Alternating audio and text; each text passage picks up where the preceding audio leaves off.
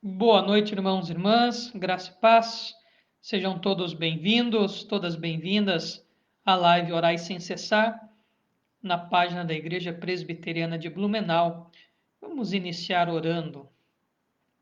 Senhor, nós agradecemos por mais esse tempo que temos de estudo, de oração, de comunhão, ainda que pela internet, de uns com os outros. Obrigado pelo dia que o Senhor nos deu, pela noite que se inicia. Obrigado pelo alimento, pelo lar, pelas vestes. Obrigado, Deus, pelo teu grande amor por cada um de nós. Abençoe-nos agora na exposição da tua palavra.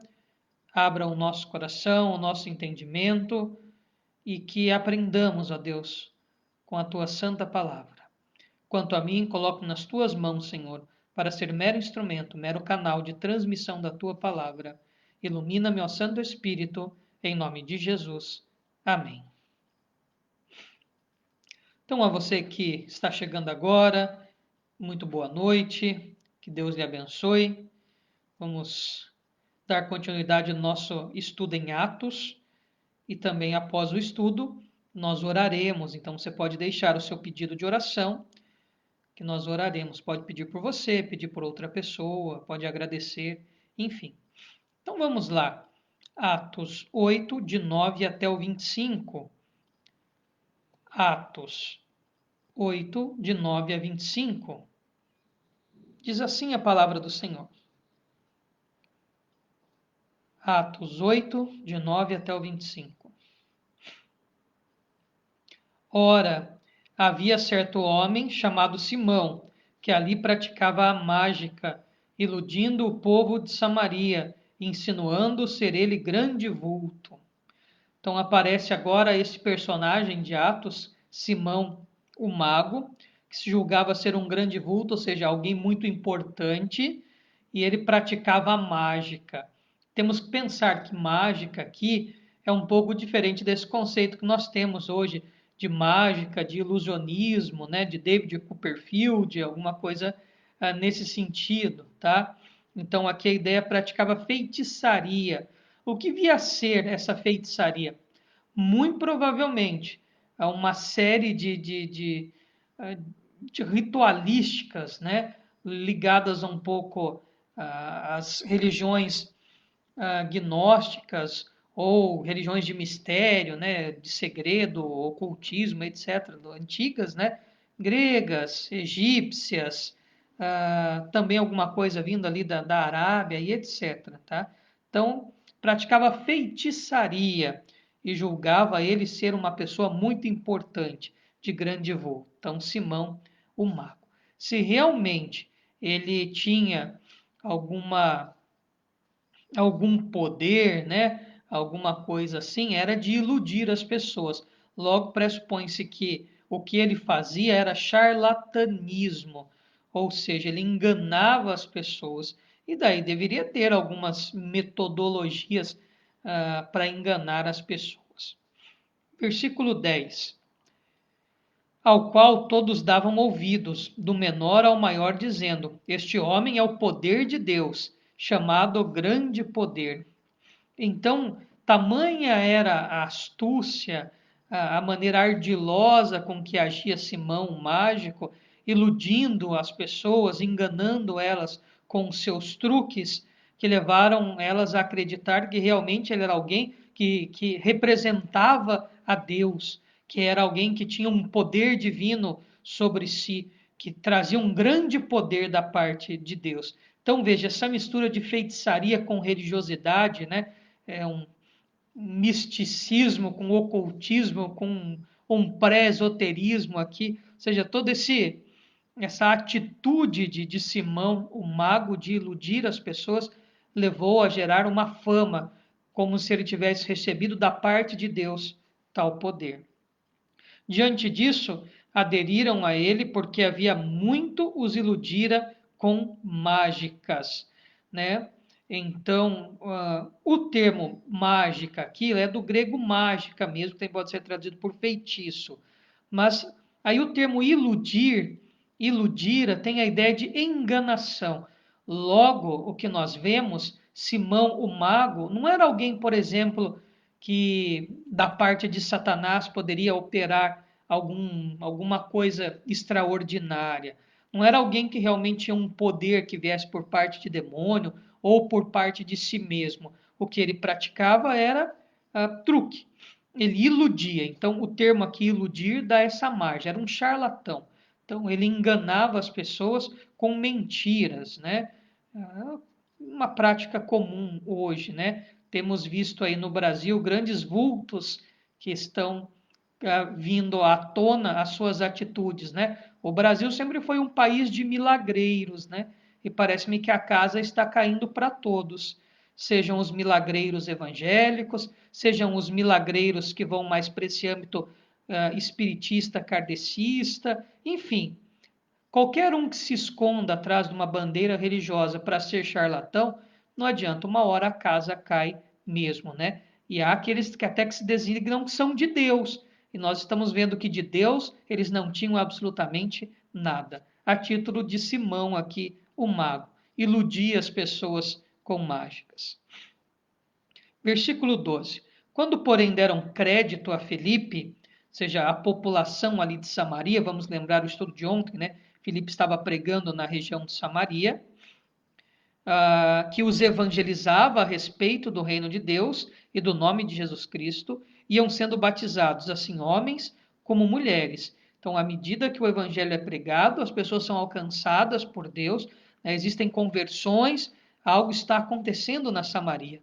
O reino de Deus está se estabelecendo ali também entre os samaritanos. Diante disto, o próprio Simão abraçou a fé. O termo abraçou aqui, né, aderiu, professou, e tendo sido batizado, acompanhava Filipe de perto, observando extasiado os sinais e grandes milagres praticados. Por que extasiado? O que o Simão mago fazia era mentira, era truque, era para iludir as pessoas. Agora, o poder de Deus através de Filipe, o Filipe como instrumento do Senhor, realmente opera milagres verdadeiros, curas, exorcismos, etc., pelo poder de Deus. Então, agora, Simão, realmente, que era o enganador, o que iludia as pessoas, está diante de alguém que tem o poder de Deus, de fato, para fazer. Daí nós podemos fazer um contraste entre Filipe e Simão. Filipe é a verdade, né? Simão é a mentira. De fato, o poder de Deus está com Filipe, não com Simão. Quando o poder de Deus realmente é demonstrado, quando o evangelho chega, quando o reino de Deus se estabelece, tudo aquilo que não é de Deus ali acaba caindo, acaba sendo revelado. O evangelho revela esse tipo de artimanha, né, de charlatanismo. O verdadeiro evangelho desmascara esses charlatões, no caso aqui de Simão. E ele abraça a fé. Se de fato a sua conversão foi sincera ou não foi, só Deus compete a julgar. Mas daqui a pouco nós vamos ver que ele dá uma tropeçadinha, né? Versículo 14. Ouvindo os apóstolos que estavam em Jerusalém, que Samaria recebera a palavra de Deus, enviaram-lhe Pedro e João. Então, a base de Jerusalém agora envia os apóstolos, Pedro e João, para verificar o que estava acontecendo, mas acima de tudo, né, para dar algum suporte a Filipe, enfim, a ideia é apoiar e a alegria de saber que o evangelho chegou aos samaritanos e está produzindo frutos pela ação do Espírito Santo. Porquanto não havia ainda descido sobre nenhum deles. Perdão, versículo 15, tá? Comi o 15 aqui, versículo 15.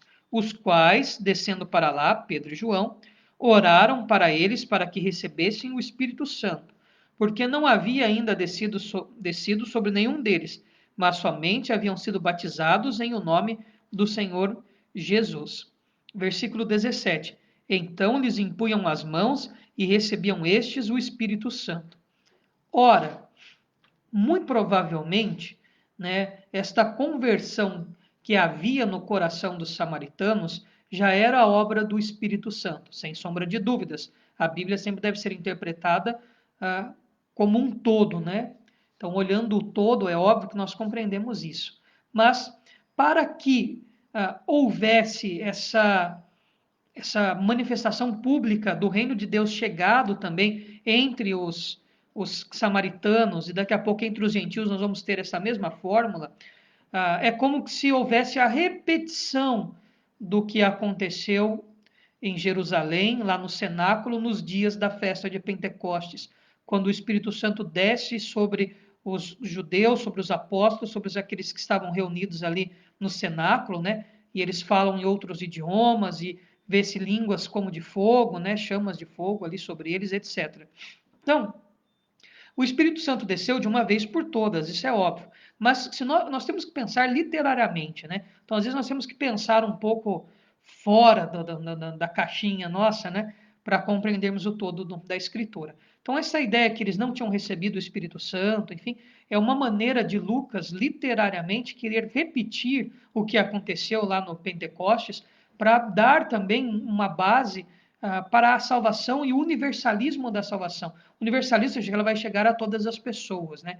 Não necessariamente vai salvar todas as pessoas, mas o que é universal, né? O que é católico do evangelho. O termo católico quer dizer universal, né? Então, o termo universal do evangelho, aquilo que vai alcançar ali os samaritanos, daqui a pouco também os gentios. Então, isto dos apóstolos irem até ali e orarem e aparentemente ter novamente essa reedição do que aconteceu lá no cenáculo com os apóstolos, é uma maneira de referendar também o reino de Deus, a descida do Espírito Santo sobre aqueles que não são judeus. Tá? É interessante isso, porque senão abriria margem para uma polêmica, né? Ah, mas como é que esse pessoal estava convertendo e antes e eles ainda não tinham o Espírito Santo? Como que eles estavam aceitando o Evangelho sem o Espírito Santo? Se é a Bíblia que fala que a gente só consegue crer se o Espírito Santo agir. Sabe, a gente diminui essas questiúnculas quando a gente pensa literariamente, se abrange. Então, o texto quer dizer que esta repetição, né, este novo Pentecostes aqui, isso que está acontecendo de novo, nessa repetição da cena, agora para os samaritanos e daqui a pouco para os gentios, para mostrar essa manifestação plena do Espírito derramado sobre toda a carne, né? Sobre os judeus, mas também sobre os samaritanos e daqui a pouco sobre os gentios. Típico dessa tradição de repetição, você tem no Antigo Testamento, né? Você tem, quando você vê a história de Abraão e de Isaac, tem duas histórias muito similares deles, né? Quando eles mentem sobre a esposa ser irmã e daqui a pouco eles trazem problema para aqueles que tomam as suas esposas, que eles dizem irmãs, como esposas, enfim. Então, no Antigo Testamento você tem essa repetição de histórias, né? Isso significa que não necessariamente essa ideia de que anula, né, ou cria uma polêmica. Então, uma repetição, tá? Uma repetição, uma tradição diferente, uma repetição. Né? A mesma história sob a ótica de duas tradições diferentes. E nós vemos isso agora, nesse momento aqui. Então, essa repetição, né, essa coisa do que aconteceu no Pentecostes, lá no cenáculo, quando os apóstolos estavam reunidos, só para referendar, a salvação também está chegando em Samaria. Tá? Só para a gente não ficar com nenhuma interrogação desnecessária. Versículo 17. Então lhes impunham as mãos e recebiam estes o Espírito Santo. Vendo, porém, Simão que pelo fato de imporem os apóstolos as mãos era concedido o Espírito, ofereceu-lhes dinheiro. Então, olha, vamos focar nessa atitude de Simão. Então, ele via que à medida que os apóstolos oravam, algo acontecia. Esse sinal externo pode ter sido uma repetição do que houve também no cenáculo, as línguas como de fogo, talvez a maneira extraordinária, excepcional, miraculosa de falar em outros idiomas, pode ser. Lucas não registra, não especifica qual sinal externo mostra que essas pessoas agora têm o Espírito Santo, né? O Espírito Santo está sobre elas. Provavelmente, né, por analogia, já que nós estamos tendo uma repetição de cena, pode ser que o mesmo sinal que aconteceu em Atos, que aconteceu no Pentecostes, lá no cenáculo, está acontecendo agora aqui entre os samaritanos. Mas o evangelista Lucas não registra isso na sua obra aqui em Atos dos Apóstolos. O Simão, que era um charlatão, se estava convertido ou não, é fato que ele dá uma resvalada agora, né? Dá uma desviada aqui, dá um escorregão. Ele achou aquilo impressionante, né, a pessoa botar a mão e pôr a mão e algo acontecer. E ele, então, diante disso, ele queria se apropriar, né? Ele se julgava ser grande vulto, uma pessoa muito importante. Então, arrogante ele ainda era. Então, ele queria deter-se daquele poder para impor as mãos sobre as pessoas e elas receberem o Espírito Santo e assim ele continuar com aquele status que ele tinha de grande poder, poder de Deus. E diante disso, então, ele oferece dinheiro. Ele quer comprar esse dom que os apóstolos têm. Ele quer comprar isso que foi outorgado aos apóstolos e oferece dinheiro. Daí surge o termo simonia. O termo simonia foi muito usado na Idade Média, né? Quando havia a prevalecência da Igreja Católica, na Idade Média, basicamente a maioria dos cristãos eram católicos, né? Sejam ortodoxos, os orientais quanto os ocidentais. Nós tínhamos pequeninos grupos ali que destoavam, mas quase a totalidade eram católicos. E uma das denúncias que se fazia na Idade Média contra a Igreja Católica daquela época, né, Igreja do passado, antes da Reforma, era que algumas pessoas ricas compravam o direito de serem padres e bispos. Então, aí vinha o termo simonia. Então, a pessoa comprava o título de padre, comprava o título de bispo para ter poder, para deter poder. A Igreja Católica, nesta época, na Idade Média, tinha um poder exercido quase sobre todo o Ocidente, né? Com exceção daquilo que ainda não estava no interesse antes das navegações, porque nós tínhamos ali a Europa, né, oriental, ocidental, e a Ásia, né? As Américas ainda estavam por serem atormentadas pelo Colombo e pelas navegações que viriam um pouco depois, né? Mas até então, naquela região da Europa, ali, Europa Oriental, Ocidental, Ásia, etc., havia um domínio católico muito grande. Então, ser bispo, ser presbítero, ser padre nessa época, significava deter poder e, consequentemente, a riqueza. Havia uma possibilidade de captação de imposto, de recurso, de dinheiro muito grande. Então, as pessoas compravam o direito de ser padre e de ser bispo. E daí vinha a acusação simonia. E até hoje o termo é usado para qualquer pessoa que queira se aproveitar indebitamente da fé para obter vantagem ilícita, né? O estelionato da fé, artigo 171 do Código Penal, né? O estelionato da fé é o termo simonia, né? O termo simonia. Então, qualquer pessoa que queira tirar uma vantagem ilícita usando a fé pode se valer de simonia, principalmente aqueles que querem obter vantagem pelo título, né? E são muitos pastores que se autodenominam pastores. Eu mesmo conheci uma figura dessa, que ele se dizia pastor e não tinha sido ordenado por ninguém, por igreja nenhuma. E montou a igreja dele. Né? E ele se dizia batista, depois igreja batista. Ainda queimava o filme da igreja batista, que é uma igreja séria. E de batista ele não tinha nada, nem pastor era. Um charlatão. Graças a Deus acabou da mesma maneira que começou. Não durou 2 meses a falsa igreja do falso pastor, do falso batista. Então eu conheci, eu vi com esses próprios olhos aqui, aproveitando o pleonasmo, né? Uma pessoa que auto se dominou pastor, e não era. Então ainda hoje existe isso, apóstolo, pastor, bispo, que sequer foram ordenados ou têm uma parte numa denominação que de fato os designou aquilo. É simonia também.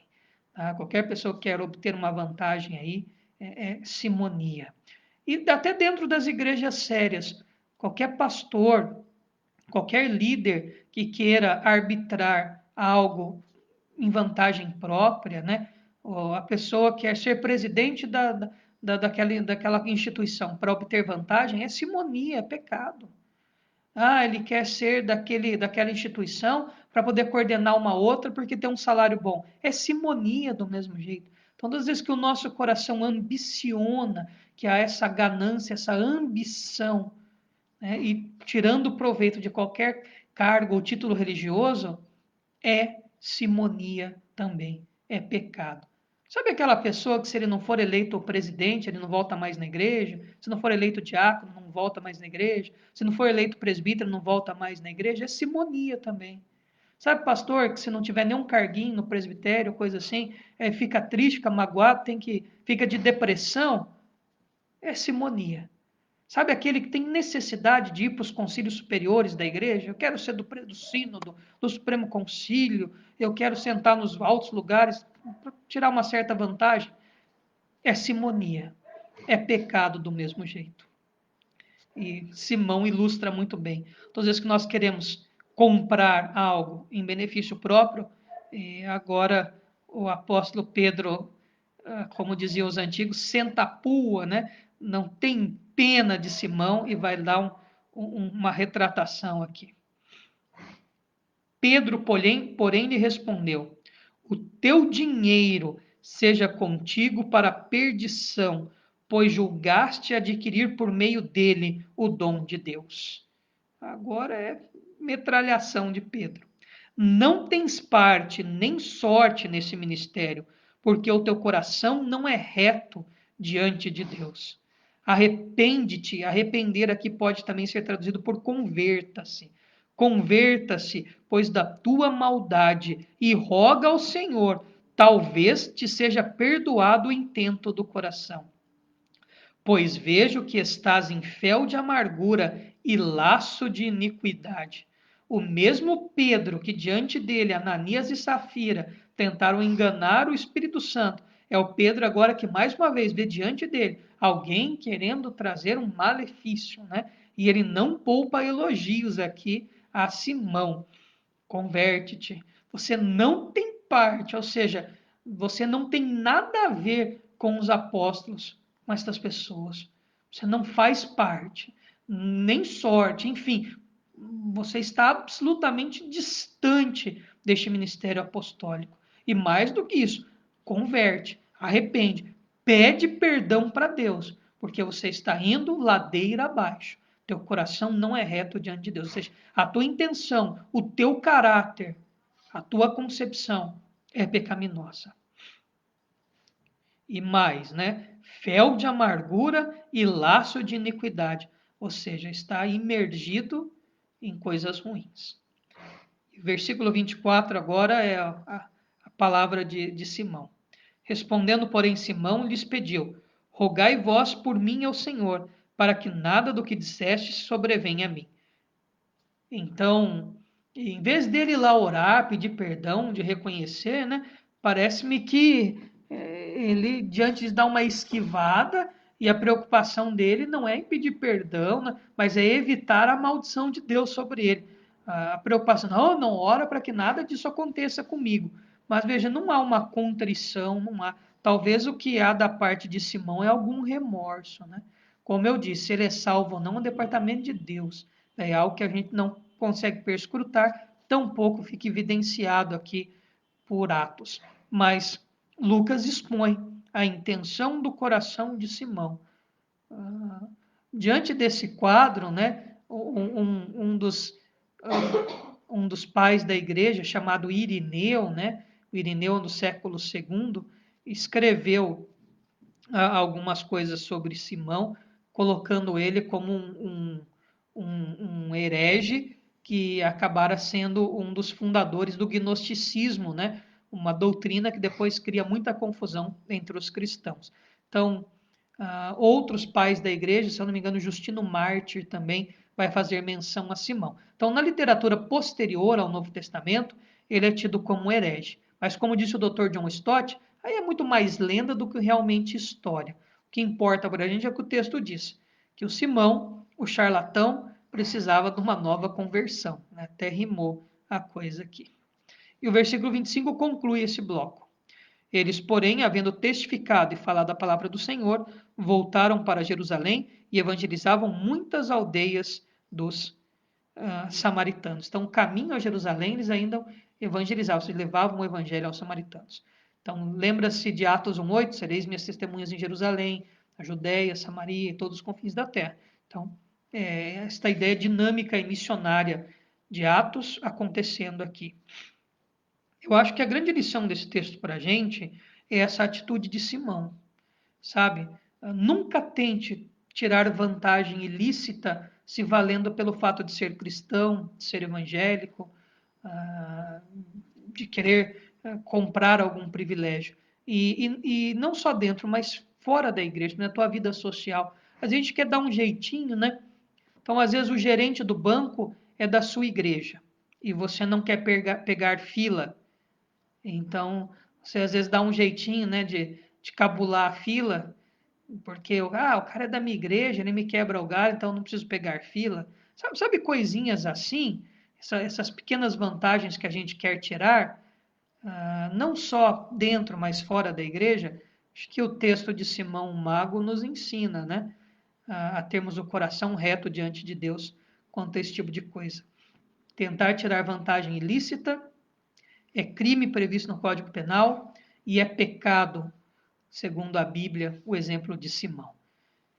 Então, que esse texto sirva para que a gente tenha uma reflexão da nossa própria postura, quanto às vezes querer dar um jeitinho e adquirir as coisas ou ter alguma vantagem, mesmo como Simão, pagando pelo benefício. E que dura, né, a exortação de Pedro, que dura, né? Veja que Pedro não o poupa. Também essa palavra dura de Pedro nos sirva para a reflexão do nosso coração. Amém. Então vamos ver os nossos pedidos de oração. Se você ainda não fez seu pedido de oração, dá tempo, tá? Enquanto eu subo aqui a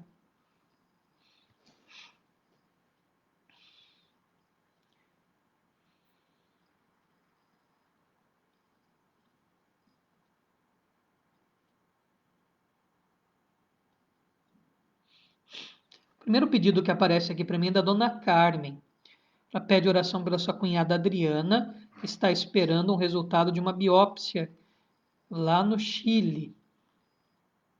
E colocando toda a família diante de Deus.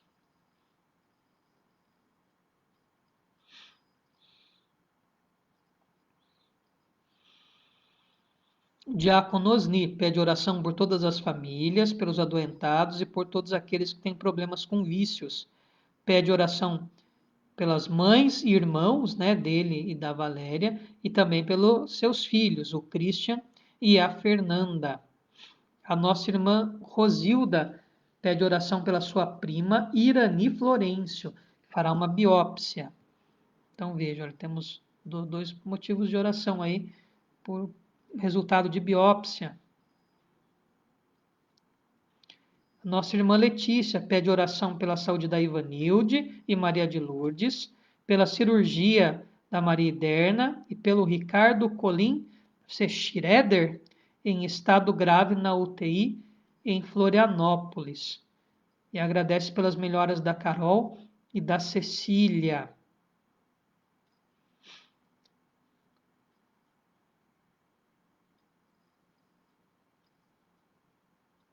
E a dona Carmen pede oração também pelo pai do nosso irmão Fabrício.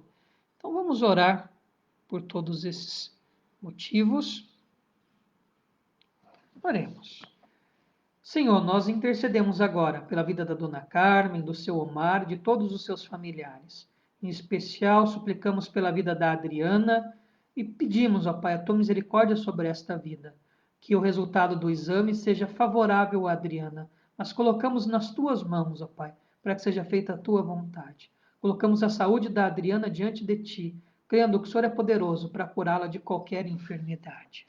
Pai eterno, tenha misericórdia da Adriana e abençoe toda a sua família, bem como toda a família da dona Carmen no Brasil, também no Chile. Pai, abençoe o diácono Osni, a nossa irmã Valéria, abençoe toda a sua família, abençoe em especial, ó Pai, os seus filhos, o Christian e a Fernanda. Pedimos bênção do Senhor sobre eles, a providência do Senhor e que o Senhor os livre de todo o mal.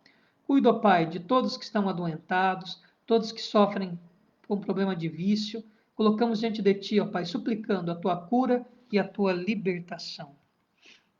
Pai, abençoe a Rosilda, abençoe toda a sua família. Em especial, pedimos pela vida da Irani, aguardando também resultado de biópsia, que fará a biópsia. Pai eterno, colocamos a Irani nas tuas mãos, ó Pai, suplicando a tua bênção, o teu amor, o teu cuidado, a tua cura sobre a vida dela. Pai, sabemos que o Senhor tem cuidado de nós. Então, da força, da perseverança a Irani e a todos os seus familiares, suplicando que o resultado da biópsia também seja favorável à tua serva Irani. Pai, abençoe a nossa irmã Letícia, o presbítero Ricardo, todos os seus familiares. Em especial, suplicamos pela vida da Ivanilde e pela vida da Maria de Lourdes. Pai, cuida da saúde delas e supre as suas necessidades. Deus eterno, pedimos pela cirurgia que a Maria Iderna fará. Colocamos nas tuas mãos, suplicando que o Senhor abençoe, dando sabedoria do alto a todos aqueles que conduzirão esse ato médico. Pai, abençoe o Ricardo Colim, estado grave na UTI.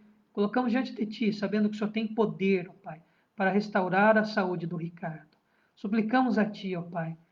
Nós cremos, ó Deus, que no final é a Tua vontade que prevalecerá. Por isso, ó Deus, nós intercedemos em favor dele, suplicando a sua cura e restauração. Agradecemos a Ti, ó Pai, pelas melhoras da Carol e da Cecília. Obrigado, Jesus, por estas vidas estarem bem e suplicamos que fiquem totalmente curadas para a honra e glória do Teu nome. Senhor, colocamos diante de Ti também a vida do Fabrício, da Laura, da Priscila, em especial, Pai, a vida do pai do Fabrício, em tratamento de saúde. Deus eterno, que a Tua misericórdia, o Teu amor, a Tua graça esteja com ele. Que o Senhor cure, restabeleça a sua saúde e dê força. Abençoe o Fabrício e toda a sua família, em nome de Jesus. Amém. Então vamos lá mandar os nossos boa noites. Boa noite, Letícia. Boa noite, presbítero Ricardo. Eu fiquei devendo um boa noite lá para nossa amiga também, a Maria, né? Aquele dia que você pediu. Então, Deus abençoe a Maria, amiga da Letícia também. Estava sempre presente conosco às quintas-feiras no estudo bíblico. Deus lhe abençoe, viu, Maria? Um grande abraço para ti. Boa noite para o João Veríssimo, vizinho, né? Vizinho de porta. Boa noite, João. Boa noite, Tamires. Boa noite, Júlia. Boa noite, Maria. Boa noite, Fábia. Um grande abraço para ti, para Zenaide, para a Sofia, para toda a família Butsk, né? Que Deus lhes abençoe muito. Obrigado. Boa noite para a Aline, que está ali no sofá. Boa noite, Dona Carmen. Boa noite, seu Omar. Um grande abraço. Que Deus lhes abençoe.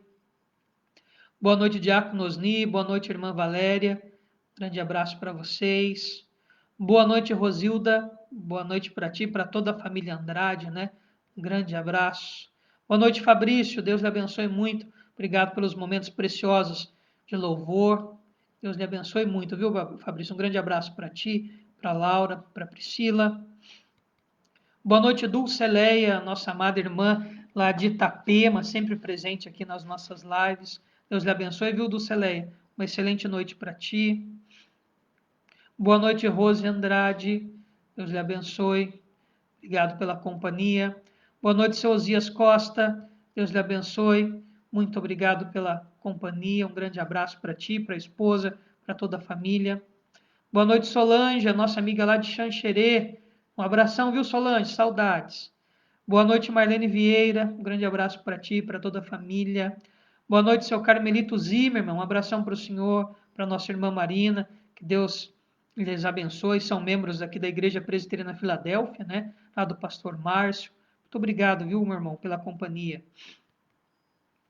Boa noite, dona Zeni. Boa noite, seu Dino. Boa noite, Ana. São os nossos irmãos lá da Igreja Presbiteriana de Xanxerê. Muito obrigado pela companhia. Boa noite, Denise. Boa noite, Marília. Que Deus lhes abençoe. Forte abraço. O seu Omar mandou um boa noite. Vou mandar mais um boa noite também para o seu Omar, para a dona Carmen, né? Sempre ligadinhos conosco. Uma grande alegria, viu, seu Omar, ter o senhor aí acompanhando as lives. O seu Omar que está até com parece a camiseta do Vasco, que o seu Omar está aqui, do Vasco da Gama. Fazia tempo que eu não vi uma camiseta do Vasco. Boa noite, Valério Hag. Seja bem-vindo, que Deus lhe abençoe. Um grande abraço para ti, obrigado pela companhia. Boa noite, Gilberto Palharim. Deus lhe abençoe. Muito obrigado pela sua companhia. Um grande abraço para ti e para toda a família.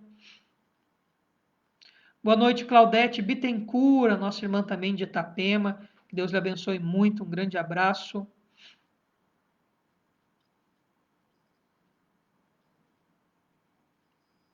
Bom, são os nomes que aparecem aqui para mim, tá? Caso o seu nome não tenha aparecido, mesmo você tendo comentado, ou você que assiste, às vezes não comenta, né? Mandar um abraço para nossa irmã Antônia, que sempre assiste também, às vezes não comenta. A nossa irmã Iraildes, que Deus lhes abençoe muito, tá? Todos vocês que nos assistem, estão assistindo agora, ainda que eu não tenha mencionado o seu nome, sinta-se abraçado por todos nós da Igreja Presbiteriana de Blumenau. Então vamos nos despedir com a bênção do Senhor, lembrando que nós voltamos amanhã às 20 horas com a continuação do nosso estudo de Atos, também com os momentos de oração. Irmãos e irmãs, que a graça do nosso Senhor e Salvador Jesus Cristo, o amor, a bênção de Deus, o Eterno Pai, a comunhão e a consolação do Santo Espírito esteja com todo o povo de Deus aqui presente e espalhado sobre a face da terra, não só hoje, mas para todos sempre. Amém. Então nós voltamos amanhã às 20 horas.